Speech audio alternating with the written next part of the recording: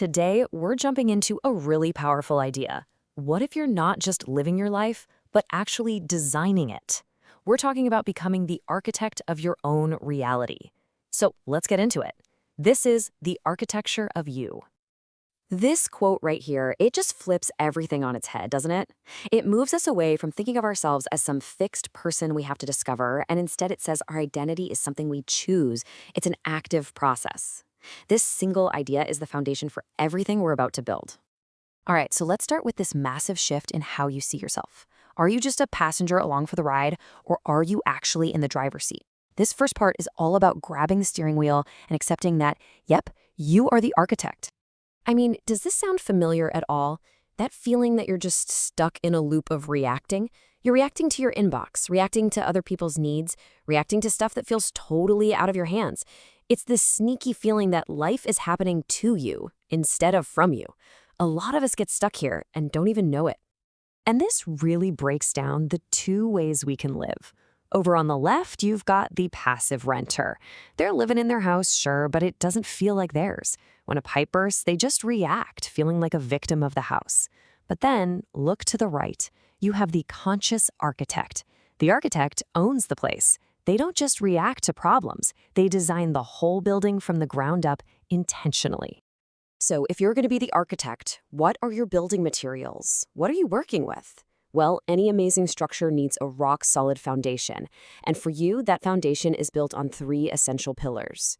You know, just like a skyscraper, the quality of your entire life really depends on how strong its foundation is. And the architecture of you is built on this powerful, interconnected trinity. Three core systems inside you that basically shape your whole reality.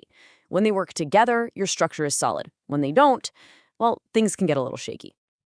First up, we've got logic. You can think of this as your inner planner, the part of you that's drawing up all the blueprints.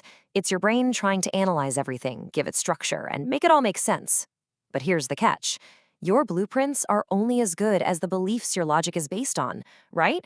If you have a core belief that you're bad with money, your logical plans are always going to be designed to avoid risk and big opportunities. All right, next is emotions. And this one is huge. We tend to think of emotions as messy or something to control, but in this model, they are your inner compass. They are this incredible feedback system, telling you in an instant whether you're on track or way off course from what you truly value. You know that pit in your stomach you get on a Sunday night? That's your compass screaming that something is out of alignment. Emotions give you the why and the fuel to act. And that brings us to the third pillar, consciousness. This is your inner director. It's the part of you that isn't just acting in the scene, it's also the one watching the scene unfold. It's this higher level viewpoint that can look at your logic, look at your emotions, and then guide them both from a place of true awareness, not just old programming. This is the architect's chair. So we've got these three incredible pillars, but what happens when the foundation isn't so stable? See, a crack in any one of these doesn't just stay in its own little area.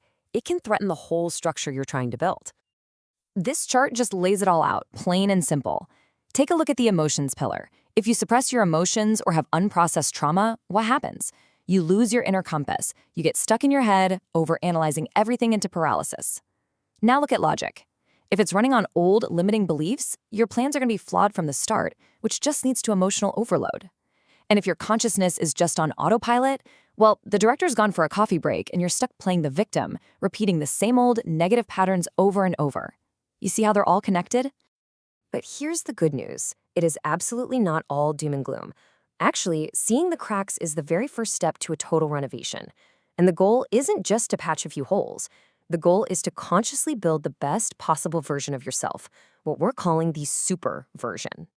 So what does the super version actually look like when it's all built? Well, it's defined by these three core skills. First, you've got emotional mastery.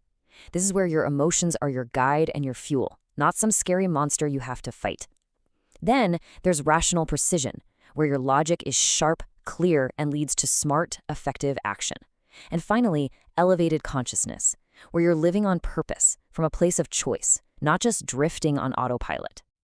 Okay, so you're probably asking, this sounds great, but how do I actually do it? Well, here it is, the architect's renovation plan.